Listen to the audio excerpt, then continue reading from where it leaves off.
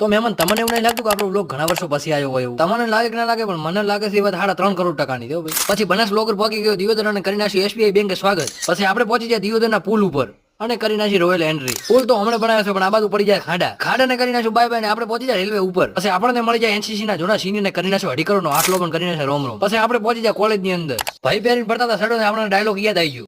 ફરમાઈશ દેવા ભાઈ, તમે ચડો બદલાવીને આવો, બાકી આ ફરમાઈશ પૂરી નહીં થાય ભાઈ. આ ઠીક છે, અને ચડો વસ્તુ એવી છે. પછી ભાઈએ સડો બદલાયો નથી બદલાયો ખબર નહીં, પણ પછી આપણે કોલેજ માંથી માર્યો ગેર ને નેકલે દિયોદર બાજુ ને ઉતારી નાખ્યો 2.5 કરોડ ના બૂટ બારે. આપણે શું કરો છો તો તમને ખબર જ હશે, નર્સિંગ અને જો સોનો વિડીયો એક ઉતારી નાખ્યો ભાઈ. અને આ બાજુ ચાલતો તો પોઝિશન નો ડેમો હતો, આપણો નંબર આવી ગયો તો પહેલો તો ભાઈ. પછી અમારો જીગરભાઈ બૂમ પડાવતો હતો પોઝિશન ની અંદર, અને આ બાજુ બંકા ઉલાડતા હતા પડીકા. આપણે થોડા જેમ તેમ છો લઈ લીધા 2-4 પડીકા ને ખાવા માંડ્યા આપણે. પછી યાદ આવ્યું કે આજે આપણો બ્લોગ ચાલુ છે, એકાદી ક્લિપ ઉતારવા જઈએ, ઉતારી નાખી એકાદી ક્લિપ. પછી આ બાજુ અમારો ભાઈબંધ પાણી પીતો હોય ત્યારે સાસ બહુ પીધી ને મને ખટાશ નડે છે. અરે પાડા, તારી જિંદગીમાં ધૂળ પડી ભલા. અને હા, ગૌ માતાને માનતા હોય આઈડી